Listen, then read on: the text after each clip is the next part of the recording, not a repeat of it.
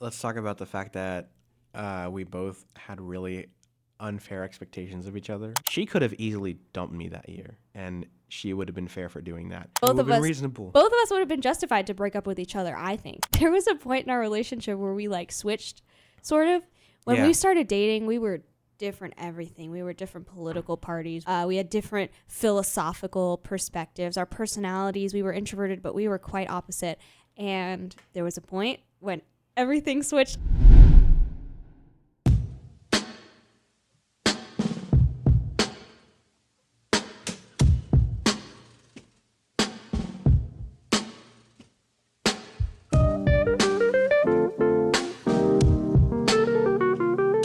Hey, homebodies. Welcome back to the Introvert City podcast, where we discuss culture, media, and faith from the perspective of an introvert's complex mind.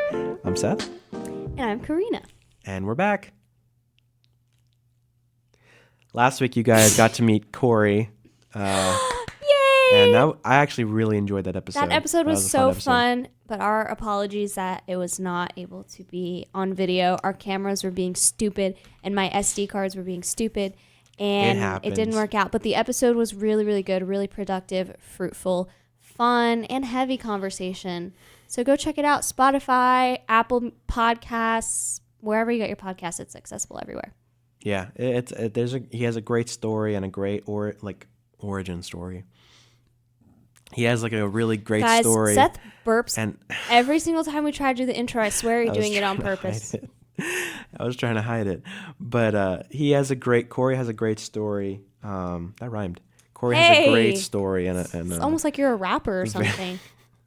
Really powerful backstory, and we appreciate that he was able to come on and talk about his passion and his origin. Sure.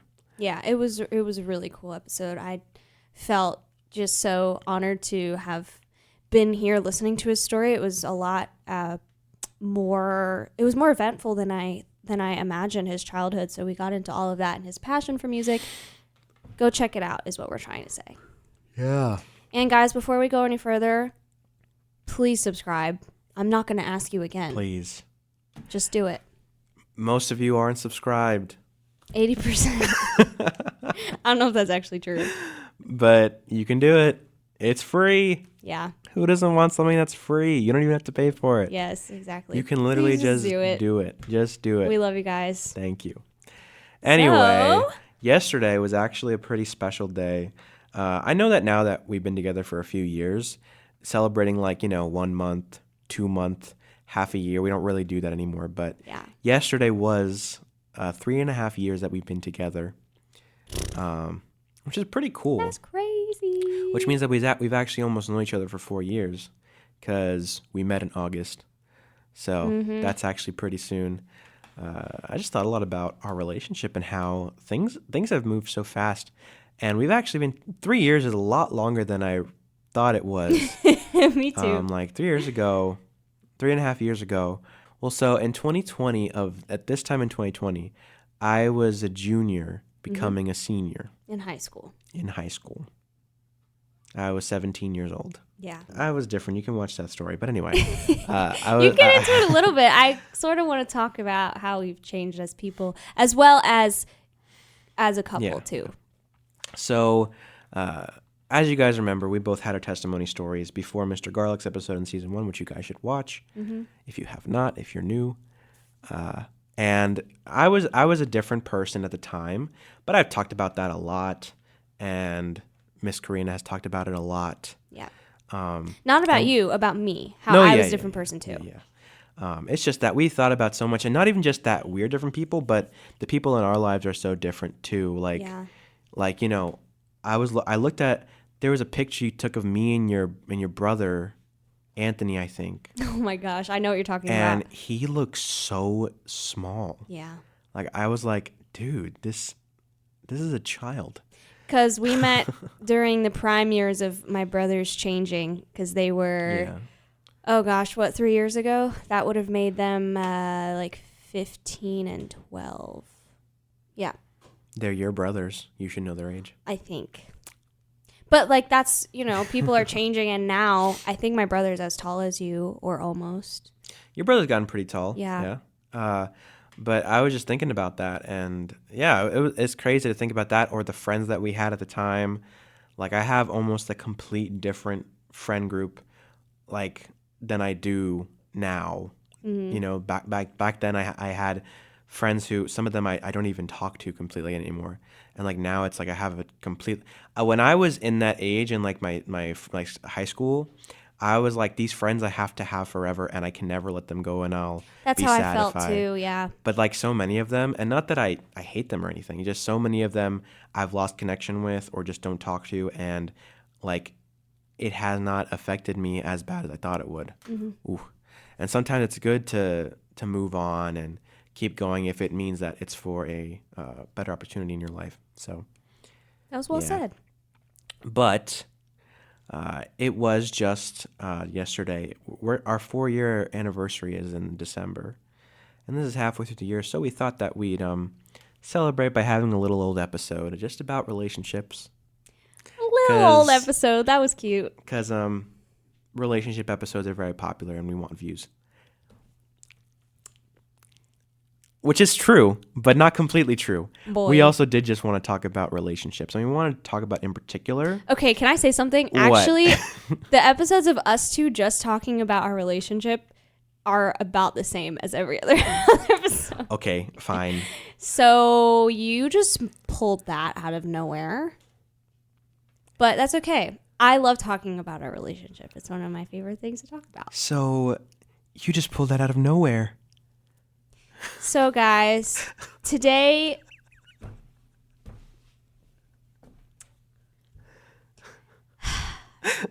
Okay. Where do I even start? Sorry. Okay. I'll start off. So today we want to take a moment, an episode today just to talk about our relationship and why we think that it can be really important to kind of push each other just from our own personal experience. There ain't no facts in this episode. Don't be coming here looking for stats because we ain't got them. Except for that 80% of you aren't subscribed, but that's it. 80% of you aren't subscribed. So hit that subscribe and the like button. If you haven't hit the like button, hit the like button. If you've only hit the like button, hit the subscribe button too. Period. And then if you I see think the they bell, get it, though. make the bell blue. If the bell is not blue, you don't have notifications. So you got to get the bell blue and the like blue, and then you got to press subscribe. I'm going to make a reel out of that. But I think we wanted to talk about this today in particular. I mean, not in particular. This is kind of an in-between episode because we had a guest last week. And foreshadow, we are having a guest next week that you guys, it's going to be a great episode. But this episode was kind of just like, what can we talk about to keep the artistic, introverted conversations going and talk about our personal lives. And I hope that it never comes off as when we talk about our relationship that we're giving advice, or even if we are giving advice that we're saying that this is the only way to do something. Because I have said this before and I will say it again, when I was like a teenager, pre-teenager, I kind of grew up watching those YouTube videos of couples sitting in front of a camera and telling their audience exactly how to have a relationship and what steps to take. And if you do this, especially in the Christian community, then this is how a relationship is done. And so for that reason, I thought that being with someone, just dating for 3 years was absurd, because why would you wait so long to get married? Everyone I watched got married after 4 months or a year or whatever. And now we're here. And like you said, it's so strange. I never thought that 3 years would feel this long, but I also never thought that it would feel, it feels long, but it also feels short at the same time. Like it went so quick and we've changed so much. So we just wanted to talk about what that's like to start dating in high school, through college. We both have similar career passions, interests. We both want to grow in our faith. There's so many things we're working towards. And no, we didn't get married after a year when we were 18. So let's talk about that. Let's talk about the fact that we both had really unfair expectations of each other. Yeah, no, that's true. That is true. That we can save for another episode, but I will say, just to keep that it would be brief, a good episode. just to keep it brief, we did have very, and I think most we were kids, okay?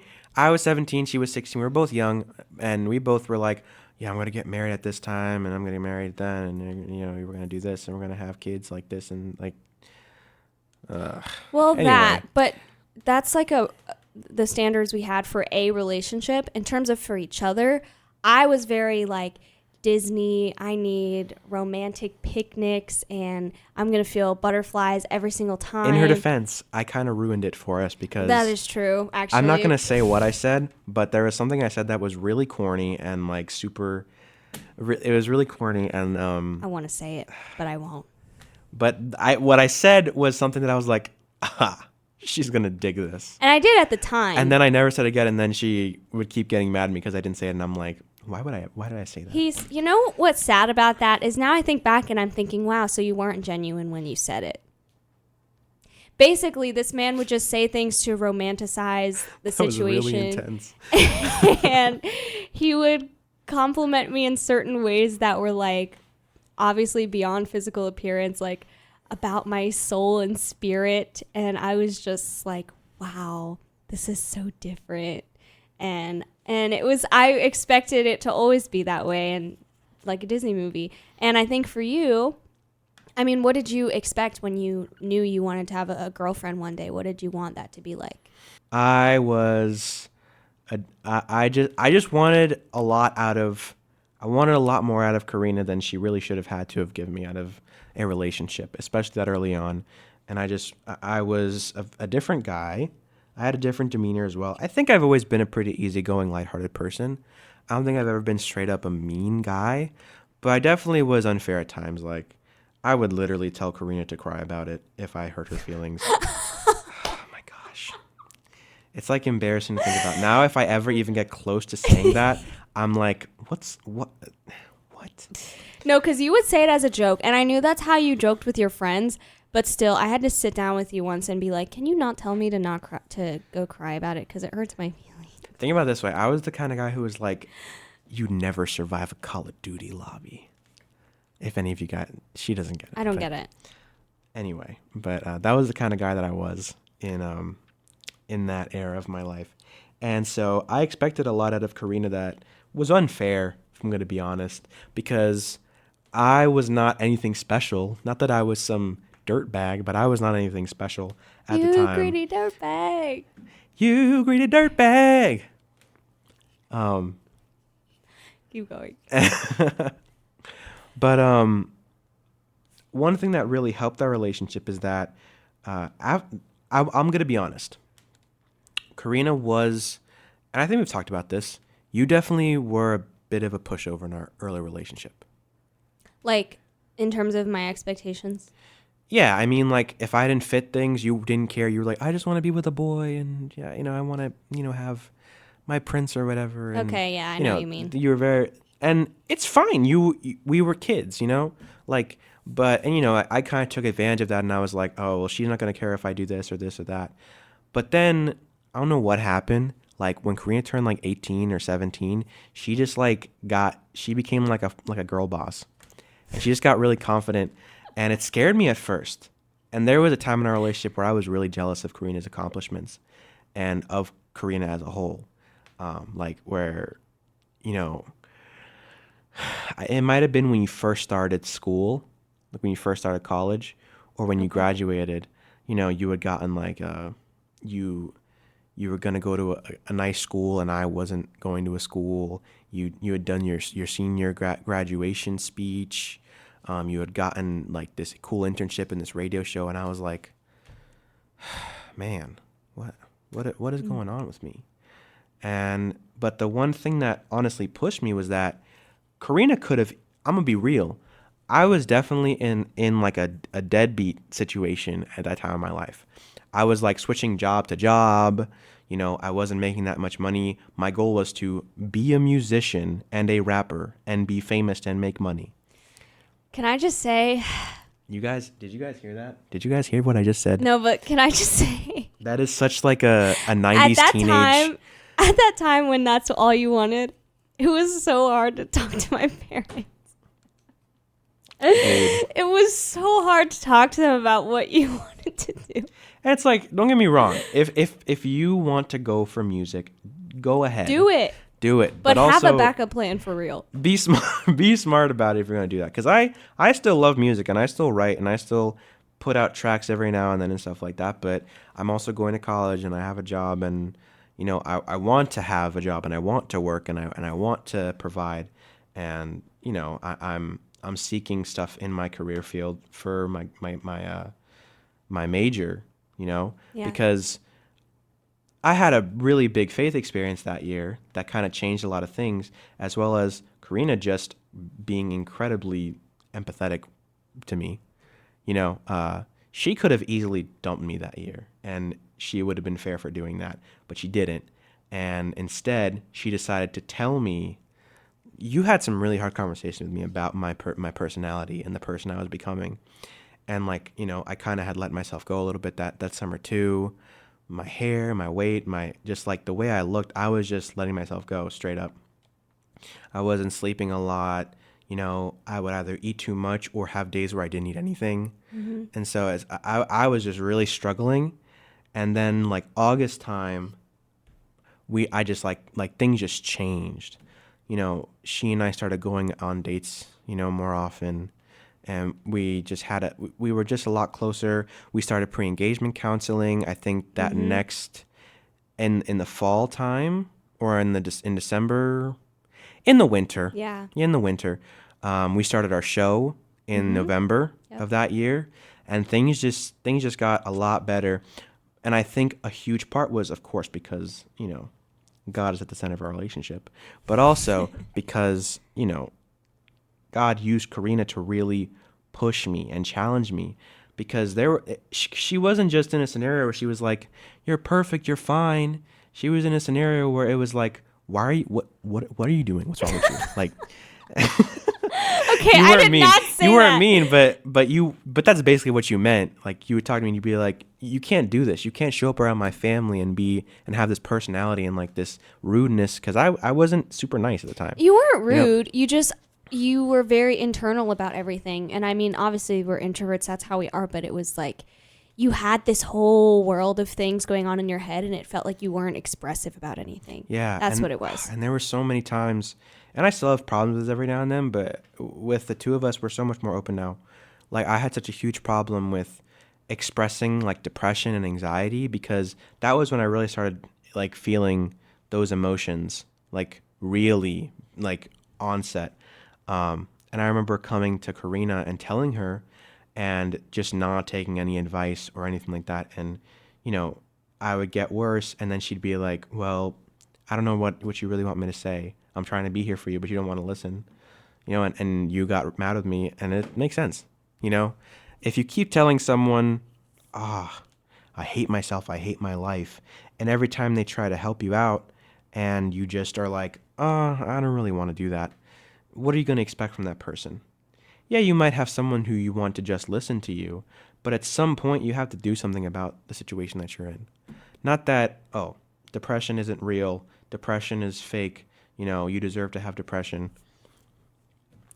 I'm sorry, I was referencing something. You're referencing a bad video right now. Or that anyone deserves to have depression, or, just because they are struggling to seek help. But I think if you're in that scenario, so many people put down, even in high school, just talking to your school counselor.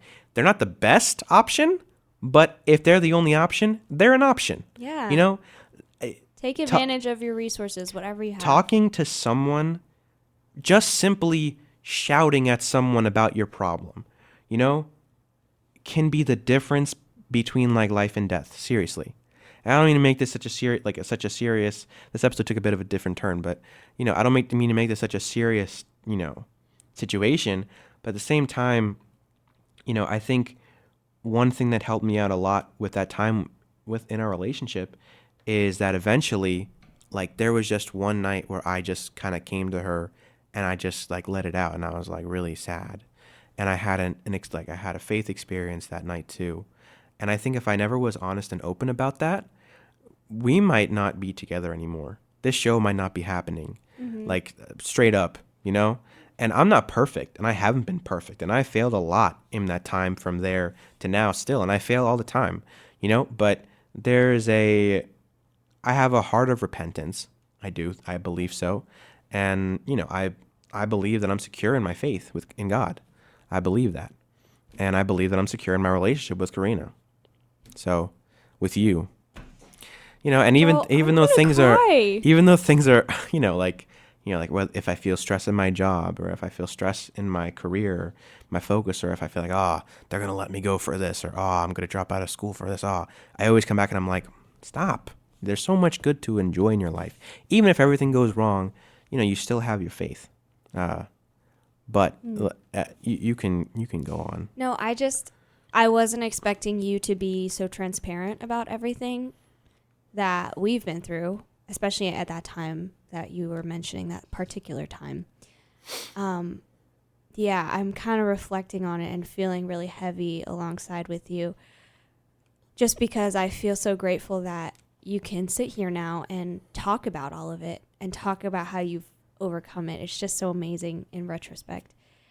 And I also don't want it to seem like I jumped in and saved your life or anything. I don't think that happened. And I also think that there's a lot about me that, I was headed down a bad direction too at a certain point. And I feel like there were so many times when we just held each other accountable. And I think that's important. And I think that's why it's important to date for not super long. Everyone's relationship is different, but to date for at least a year, to see the person in all 4 seasons of life. Because we talk about this a lot, but there was a point in our relationship where we switched, sort of. When we started dating, we were different everything. We were different political parties. We were different. We had different philosophical perspectives. Our personalities, we were introverted, but we were quite opposite. And there was a point when everything switched. I really don't know what happened, but it was like about a year in. Yeah, I finally started to understand you, and I kind of what's the word? The pendulum swung, and I was like, oh, I'm this now. And you're like, well, I'm this now. And that was really, really hard because I didn't know what to do at that point. And I just remember we were there for each other. And during times when you mentioned you were struggling with depression at that time, but I actually, in the beginning of our relationship, was really, really struggling with it, on medication at the time. And I just think it's really cool how our experience being in each other's shoes allowed us to be there for each other and hold each other through all of that and switching positions and sides and everything. So I don't know what direction to go to because I feel kind of emotional right now, but I'm so proud of you for everything that you've overcome. And I think you're doing amazing things. There's so many projects you're working on. You're working so hard now. First of all, both of us were job hoppers, okay? Both of us worked 10 jobs in high school. Not actually, but maybe. And we would get tired of... It's amazing that we committed to each other for 3.5 years because we did not commit to jobs. So now I see you working this job, this really physically taxing job that you're at all day, making money, period. Okay. And I'm so proud of you for that. I'm so proud of how you've recognized, hey, I'm not taking care of myself in this way. I want to feel better about myself and taking those steps. And I feel like you've been that support for me as well. And I love that we can sit here and be confident in ourselves and each other, in our faith. And faith was such a hard topic to talk about in the beginning because we were coming from different perspectives. I was coming from pretty closed-minded, this is what I grew up with, so this is what I know type of view. And you were kind of explorative, and I think you didn't really, if I can say this, commit to a particular faith. Is that okay? Or I didn't commit to much of anything, if I'm going to be honest. Okay.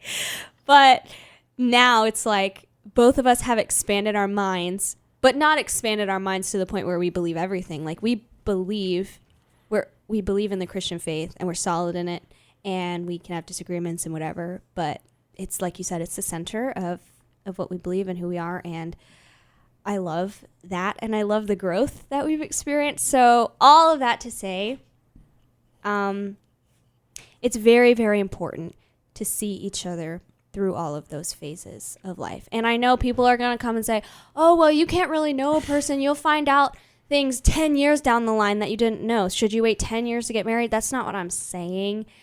I'm just saying that, to be honest, if we wanted to break up, we could have. And probably both of us would have been justified to break up with each other, I think. But we stuck it through, and we're still here. And I just can't imagine trying to be engaged at that time and working through all of that. That is why I stress to so many people that, like, you really need to push each other first and really push the boundaries, not just boundaries like that, but just boundaries in general about, like your personal boundaries when it comes to your emotions. Yeah. When it comes to your politics, when it comes to the things you think about the world. Controversial questions, seriously. Yeah. I know so many people, and I was this person too, especially girls. I talk to a lot of my friends now, and a lot of them say that they're afraid to ask questions that they know their boyfriend would disagree with or push back on because they don't want to start an argument. That was actually me. I remember being so terrified to ask you for your position on certain things because I was like, oh, we're going to fight. We had an episode where we talked about our first fight, which was stupid. Was a stupid. But I lost my mind when we had our first fight. I thought it was all over. I thought we were going to break up. And it's fine. It's fine. It's fine. I wish that I had brought up the issue that I had sooner. I think because I waited so long, it actually caused more of a problem. But please ask each other hard questions. I was watching a movie not that long ago. It's a Ryan Gosling movie. It's called All Good Things, I believe.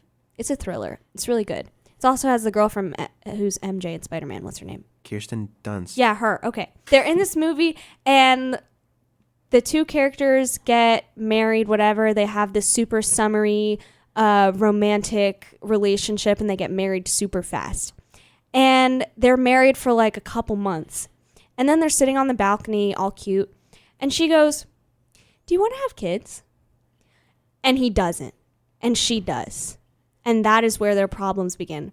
And I'm sitting there, and my jaw's on the floor because I'm like, no way she waited until they were married to ask if he wanted kids. Like, how are you not talking about those things? I know it's a movie, but I was so mad. I was so aggravated and telling everyone, like, how are you not going to talk about those things while you're dating? Because otherwise, what's the purpose of dating? I know that, like, not everyone who dates to marry. I get that. Okay, that's true. But at the same time, and we won't get into that whole, argument or discussion, but I know not everyone dates to get married. But I think no matter what, I think that, like, if you're dating someone for long enough, like, for us, we talked about it within, like, the first month. But I think when you're with someone for long enough, the question of, especially if your plan is, I want to try and be in a long-term relationship, the question of children, if you want to get, the question of children, marriage, you want to move out, if you're a Christian or not, your career choices, your long-term choices, where you want to live, those should all be things that you talk about within like the first few months, if I'm going to be honest. No, seriously. Because here's the thing. People have no idea how, of course, people are like, oh, you want kids or not. People have no idea how big of a deal that actually is, or how big of a deal where I want to live is, what I want my career to be. Do I want to move into a house? Or do I want to rent? People don't understand that those are actually big deals. Yeah. Like, those are a lot bigger than you really think they are. Mm-hmm. Don't be afraid of the response. Just ask, because it will help you in the long run, and you're better off doing it sooner rather than later. Now, I'm not saying sit down on the first date and totally harass this person and ask them all of their life goals. Don't do that. But also don't wait until a year down the line, because that's going to get ugly, especially if you guys have differing viewpoints. Yeah. Well, in closing, guys, be honest with each other. I know that it's a lot easier said than done. And on a real, just to level with you guys, you're probably in relationships with someone who might be lying, or someone who might not be completely honest with you. And not because they're trying to lie to you, but because they don't fully understand how serious this relationship is to you, or they don't fully understand how important it really is to them yet. And I think having those open dialogues about how someone is really feeling in the relationship, because just a simple question of how much do you really love me can honestly make or break a relationship.